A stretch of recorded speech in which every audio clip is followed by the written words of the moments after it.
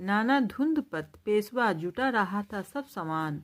बहिन छबीली ने रणचंडी का कर दिया प्रकट आह्वान। हुआ यज्ञ प्रारंभ उन्हें तो सोई ज्योति जगानी थी। खूब लड़ी मर्दानी, वो तो झांसी वाली रानी थी।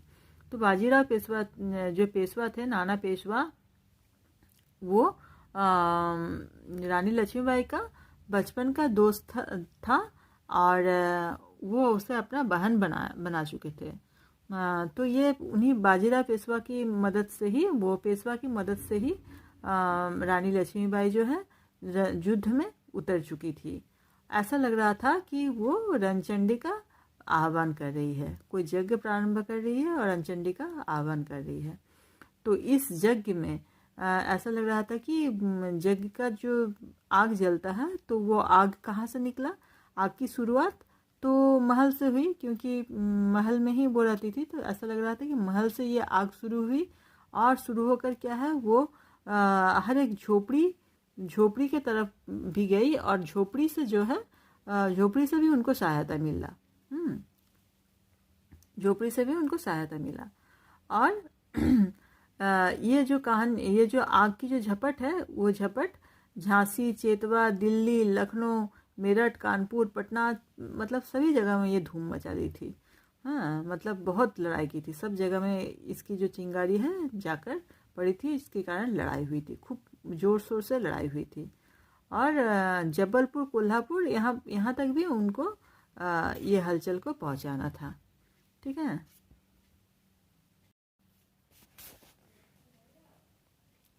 लेफ्टिनेंट बाकर आ पहुंचा, आगे बढ़ा जवानों में। रानी ने तलवार खींच ली, हुआ द्वंद्व आसमानों में।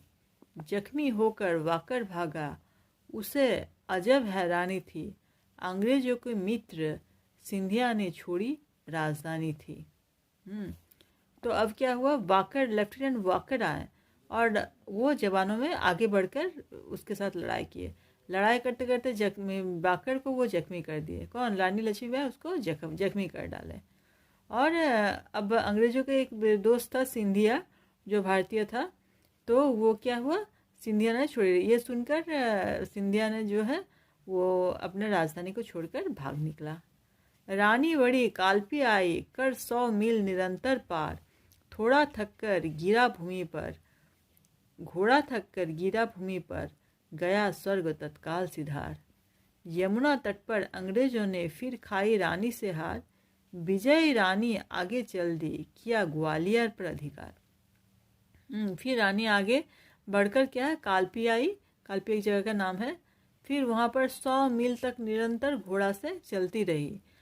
थोड़ा थककर फिर क्या हुआ, घोड़ा जो है वो थककर भूमि पर गिर गया। इतना दूर चलते चलते घोड़ा थककर भूमि पर गिर गया और गिरकर ही उसकी मृत्यु हो गई। आप जानते हो कि घोड़ा कभी बैठता नहीं है, जैसे ही बैठता है तो उसकी मृत्यु हो जाती है। उसके बाद यमुना तट पर अंग्रेज ने फिर से रानी से हार खाई, मतलब अंग्रेजों के साथ फिर से लड़ाई हुआ यमुना तट पर। तो विजय रानी क्या की, आगे चल दी, जाकर क्या किया, ग्वालियर पर अधिकार किया। विजय मिली पर अंग्रेजों की सेना फिर घिर आई थी। अब के जनरल स्मिथ सम्मुख था, उनके मुंह की खाई थी। पर पीछे ह्यूरोज आ गया, हाय घिरी अब रानी थी।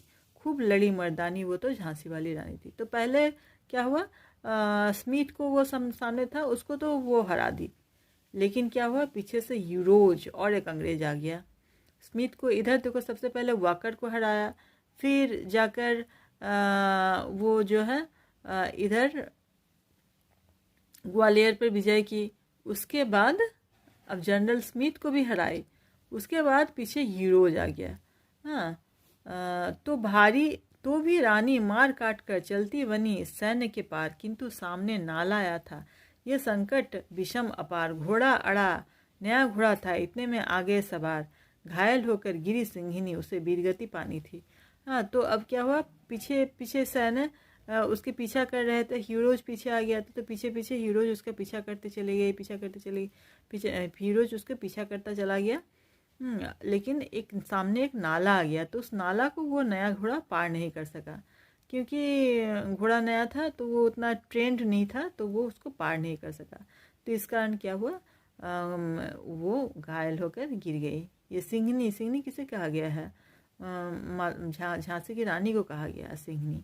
तो वो घायल होकर गिर गई और उसे उसी समय उनको वीरगति को प्राप्त हो गया। वीरगति को प्राप्त होना मतलब मृत्यु हो जाना। अभी उम्र कुल 23 की थी, मनुज नहीं अवतारी थी। मात्र 23 साल की उम्र। आप सोच सकते हैं कितनी कम उम्र में इतनी लड़ाई की थी। हमको जीवित करने आई बन स्वतंत्रता नारी थी। बुंदेले हर बोलो के मुँह, हमने सुनी कहानी थी। खूब लड़ी मर्दानी, वो तो झांसी वाली रानी थी।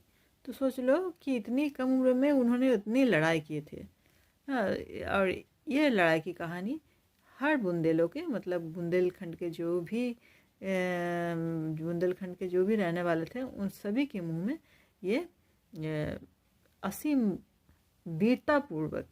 वीरतापूर्ण लड़ाई की कहानी हर बुंदेलों के मुंह में सुनी जाती है। तो ये थी झांसी की रानी की कहानी। Hello everyone. तो बच्चों, हम लोग क्या पढ़ रहे थे? एक कहानी इनकी भी, इस कहानी को पढ़ रहे थे। और इस कहानी के अंदर हम लोगों ने क्या क्या पढ़ा? हम लोग वैसे वीरांगनाओं की कहानियों को पढ़ रहे हैं जो हमारे देश की आज़ादी में जिनकी एक बहुत बड़ी भूमिका है। सिर्फ आज़ादी में ही नहीं, उनकी भूमिका और क्षेत्र में भी है। कौन सा क्षेत्र? जैसे कि जो कमज़ोर इंसान है, दुर्बल इंसान है, दीन दुखी हैं, उन सबको सहायता की उन्होंने। साथ में हमारे सामाजिक निर्माण में भी उनका एक बहुत बड़ा हाथ है। हमारे सामाजिक परिवेश की रक्षा में भी उनका एक बहुत बड़ा हाथ है। तो हम लोग ऐसे ऐसे वीरांगनाओं की कहानियों को इस कहानी में पढ़ रहे हैं। तो हम लोग रानी चेन्नम्मा तथा वीरांगना आजीनन, गौरा देवी इत्यादि के बारे में पढ़ चुके थे। और आज हम लोग पढ़ेंगे झांसी की रानी लक्ष्मीबाई के बारे में। तो बच्चों, झांसी की रानी लक्ष्मीबाई के बारे में बच्चा जानता है। वो कौन थी? 1857 में जब सिपाही विद्रोह हुआ था, तो इस सिपाही विद्रोह की एक बहुत बड़ी योद्धा थी वो इस सिपाही विद्रोह में की युद्ध में लड़ते लड़ते क्या की, अपना प्राण विसर्जन कर दिए और झांसी को आज़ादी दिलवाई, अंग्रेजों से आज़ादी दिलवाई। ठीक है, तो चलो हम लोग कहानी को पढ़ते हैं। ये एक कविता के रूप में प्रस्तुत किया गया है जो सुभद्रा कुमारी चौहान द्वारा रचित है। चमक उठी सन 57 में, वो तलवार पुरानी थी। बुंदेले हर बोलो के मुँह, हमने सुनी कहानी थी। चमक उठी सन 57 में। देखो ये साल कौन सा था? 1857। इसलिए कहा जा रहा है कि चमक उठी सन 57 में। क्या? बुंदेल हर बोलो के मुँह, हमने सुनी कहानी थी। तो ये जो कहानी हम लोग किसके मुँह में सुने?